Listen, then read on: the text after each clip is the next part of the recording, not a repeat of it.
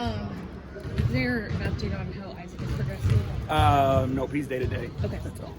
And then obviously with tomorrow's game, kind of like what's the mindset with like getting guys minutes with now like a week ahead of you guys, but also not like wanting to run guys into the ground, I guess. It's a combination of both of those things. Trying to provide individuals an opportunity to keep a rhythm. Some guys are still dealing with some things and want to make sure they're healthy going into this week. So, but everybody or those who play will get, a balanced amount of minutes. No one should have to get too many reps. Would you classify today as a practice day? Today was a practice day. Yep. Did Isaac practice? Isaac did not practice today. Was he the only one that did not practice? For basketball reasons, yes. Okay. How about for non-basketball reasons who didn't practice? I'll leave that off the record. All right. And then for you guys, obviously you have the game tomorrow against Charlotte, but then the playoffs right around the corner. How much of your preparation have you done for the Knicks at this point? Quite a bit. Obviously we don't skip steps and disrespect anybody. So we have different people who have different responsibilities. So tomorrow's game, is still will get the respect that it deserves. So our guys will be prepared for it as well. But you have to start. You have to start preparing things, and we're working on booklets and analytic packets and videos and all those things that you have to start with. We've been fortunate to kind of know who our opponent was going to be, so we could delegate that stuff to get us at a good spot when we need to start. Because obviously the Knicks with Julius is kind of up in the air if he'll be around. Do you guys have to kind of plan for both scenarios? Of like, okay, this is what they look like with Julius. This is what they look like without Julius. And kind of game plan. Yeah, we do. Again, you can't go into their injury book, right. So you don't know what he's doing every single day. They're not going to let on to what he's doing. So you do have to be prepared for both. We were fortunate enough to have film of us with him and without him, so we can see a little bit. There was plenty of games where he didn't play and games where he did. So, we'll be prepared, but you do have to, prepare as if he's going to play, and then have your option if he's not. We've talked about the season and like kind of game by game. We've always talked about how like the focus is on you guys, but how does that kind of switch in the playoffs? Because you do know you're facing an opponent for a stretch of games, so it's like, what's the balance of like the focus on what you guys are doing, but also against you? Well, I think you still focus on what you do because that's what got you here. But what you can do is you focus on what you do versus this particular team, right? So where we've had successes, where we've had areas where we need to improve, and those things versus their personnel versus their set versus their tendencies. So again, you still have to continue to focus on you because you've got to be the best version of yourself still. But you know what you're facing. You know how your opponent's going to guard certain things.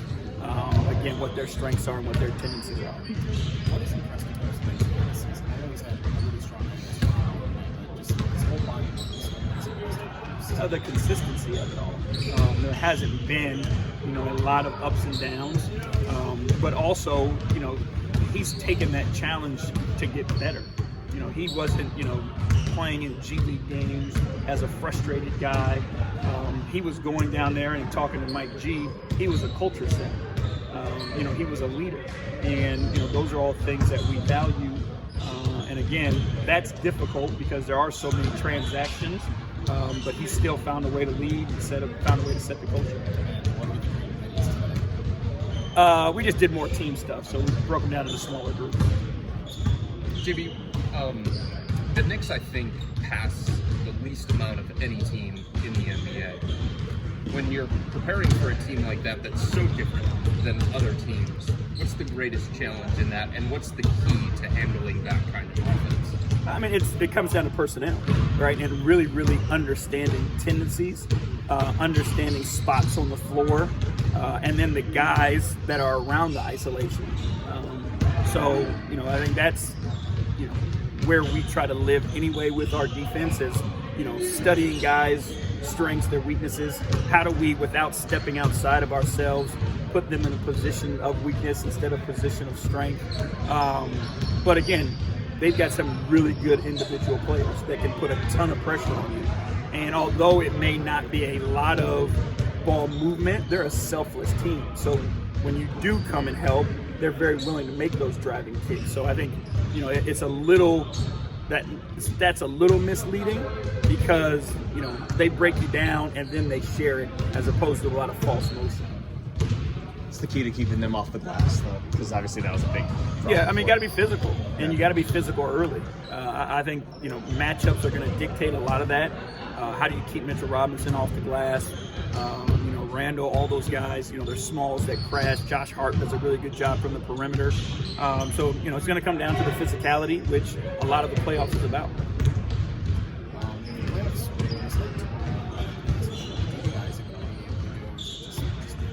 He's day to day. I couldn't give you, an answer on that.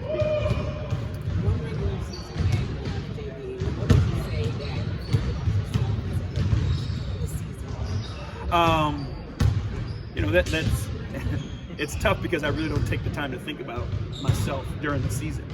Everything that we try to do is about the team. It's about the guys and putting the best, performance on the floor that we can every single night. So, really wait until the summer to kind of sit back and think about the season and kind of understand, where you were good, where you need to improve. But, I am happy, with the environment that's been created here. I enjoy coming to work with these guys every single day. And I think as a coaching staff, that's kind of what we've bred. So if there was one thing, I would say that's something we could hang our hat on. All right, thank you guys. Have a good one. Thanks, JB. All right, thank you. All right, Mr. Jones.